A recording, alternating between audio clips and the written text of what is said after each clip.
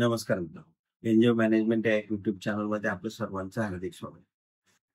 मी मागचा एक व्हिडिओ केलेला आहे, तो बदल अर्ज तात्पुरता स्वीकारण्यासंबंधी आहे, म्हणजे provisional acceptance of change report संबंधी आहे. तो व्हिडिओ मित्रांनो आपण काळजीपूर्वक बघावा.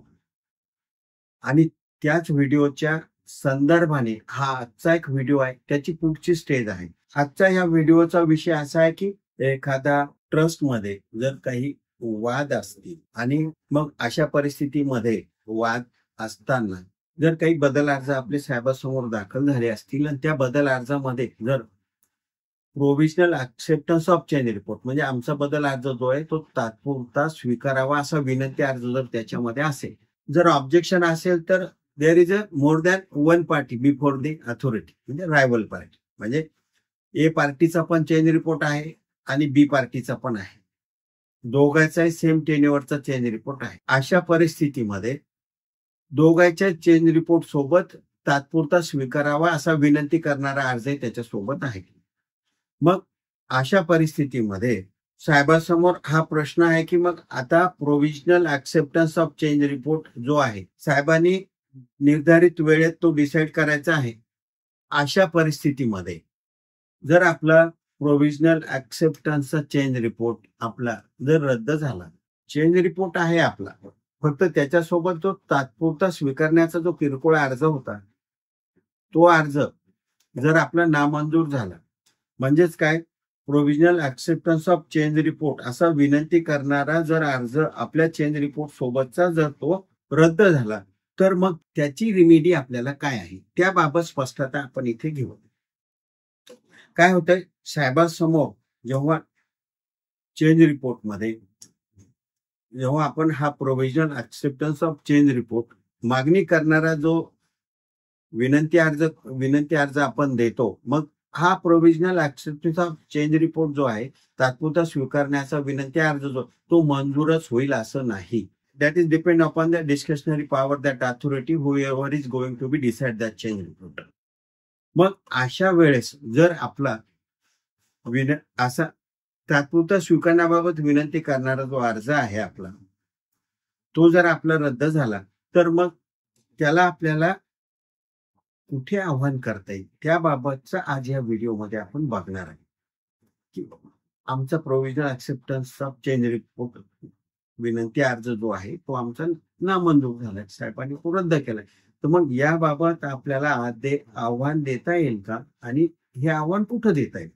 As per the provision of Maharashtra public trust act 1950, मग त्याच्यामध्ये जी प्रोव्हिजन दिलेली आहे तर त्याच्यात काय सांगितलंय की अपील काय काय करता येतं, कशा कशाचं अपील करता येतं. आणि मग जेव्हा सेक्शन 70 आपण बघतो तर सेक्शन 70 मध्ये ह्या किरकोळ अर्जाचं अपील कुठं दिलेलं नाहीये. किरकोळ अर्ज जो आहे हा सेक्शन 70 खाली मान्य सधर्मादायुक्त यांच्याकडे हे करता येणार नाही. सेक्शन 70 अपील मध्ये या परिस्थितीमध्ये काय करायचं आहे, तर याबाबत मान्य मुंबई उच्च न्यायालय खंडपीठ औरंगाबाद यांनी रिट याचिका 3788/2021 मध्ये 18/11/2021 रोजी आदेशानुसार असे प्रकरण महाराष्ट्र सार्वजनिक विश्वास व्यवस्था अधिनियम 1950 चे कलम 70 नुसार पुनर्निरीक्षण अर्ज रिव्हिजन ऍप्लिकेशन म्हणून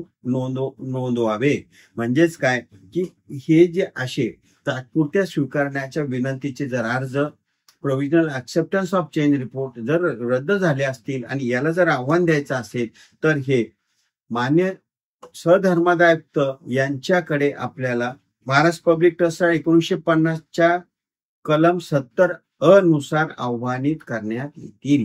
ऑनरेबल जॉईंट चॅरिटी कमिशनर यांच्या समोर आपल्याला महाराष्ट्र पब्लिक ट्रस्ट ऍक्ट 1950 कलम 70 म्हणजे 70 नुसार रिव्हिजन पिटिशन आपल्याला दाखल करायचे आहे आणि याप्रमाणे आपल्याला हे आव्हानित करण्यात येतील.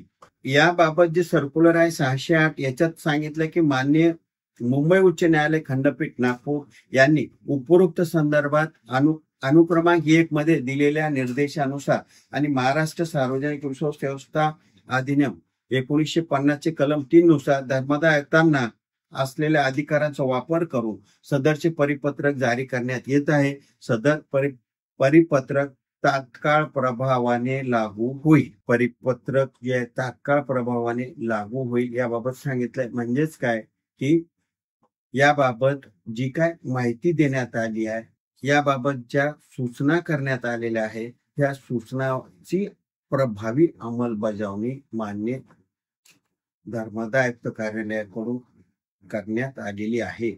म्हणून जे काही अमेंडमेंट याच्यामध्ये आलेले आहे याप्रमाणे आपण जास्तीत जास्त फायदा आपल्या ट्रस्टला करून घ्यावा. आणि मित्रांनो, एनजीओ मॅनेजमेंट या विषयावर नवनवीन व्हिडिओ बघण्यासाठी माझ्या एनजीओ मॅनेजमेंट या युट्यूब चॅनलला आपण लाईक, शेअर आणि सबस्क्राईब करा. आणि एनजीओ मॅनेजमेंट युट्यूब चॅनलचं बेल आयकॉन बटन दाबायला विसरू नका, जेणेकरून नवनवीन व्हिडिओ आपल्यापर्यंत लवकरात लवकर मिळण्यासाठी मदत होईल. धन्यवाद.